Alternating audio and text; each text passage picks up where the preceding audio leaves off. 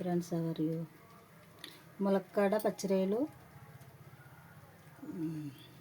మామిడికాయ. ములక్కాడ పచ్చిరొయ్యలు, మామిడికాయ, కోడిగుడ్డుకి కావాల్సిన పదార్థాలు. ఫస్ట్ ఆఫ్ ఆల్ లాస్ట్న వేసుకోవాలి జీలకర్ర, ఎల్లుల్లిపాయ, జీలకర్ర. ఇదిగోండి జీలకర్ర, చూడండి. జీలకర్ర, ఎల్లుల్లిపాయ, అల్లం ముక్క. అంటే పూర్వకాలం మా అమ్మగారు అలా చేసేవారు. ఇవి ఈ రోలు మా అత్తయ్య గారు తినండి. ఈ శనకాయలని మేము ఎక్కువ నూరుకుంటాం. మేము మిక్సీకి వేయం, మేము ఇంట్లో శనకాయలతో నూరుకుంటాం.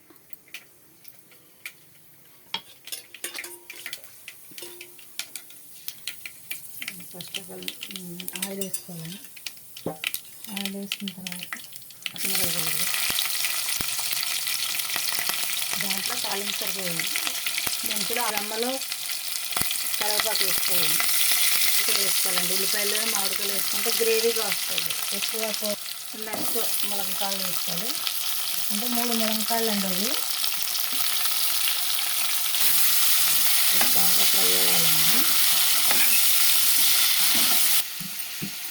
ఉల్లిపాయ, జీలకర్ర, అల్లం అంటే అన్నిటిలో వేసుకోవాలి. ఇలా కొన్నిటిలోనే వేసుకోవాలి. నెక్స్ట్ పచ్చిరొయ్యలు వేసుకోవాలండి. పచ్చిరొయ్యలు వేసుకున్న తర్వాత 2 స్పూన్లు కారం వేసుకోవాలి. అంటే మేము కారం తక్కువగా తింటాం, అంటే తక్కువ వేసుకుంటాము.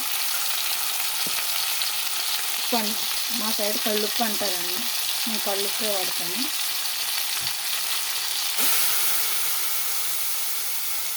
గ్లాస్ వాటర్, ఎందుకంటే వేసుకోవాలి. ఈ గ్లాస్ తోటి గ్లాస్ వాటర్ వేసుకుంటే కోడిగుడ్లు వేసుకోవాలండి. కోడిగుడ్లు వేసుకున్న వెంటనే మనం నూరు పెట్టుకున్న మసాలా,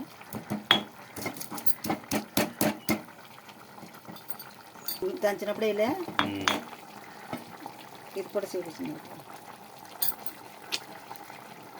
మసాలా వేసుకోవాలండి. మసాలా వేసుకొని 5 నిమిషాలు మగ్గిన తర్వాత మనం కట్ చేసుకుని రైస్లో సర్వ్ చేసుకోవాలి. రైస్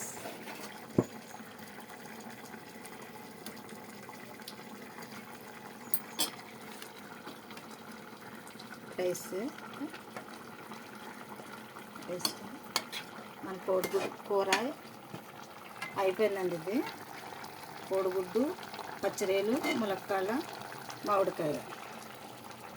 2 ములక్కాడలు వేసుకుని ములక్కాడ, పచ్చిరొయ్యలు రెడీ అయిపోయింది.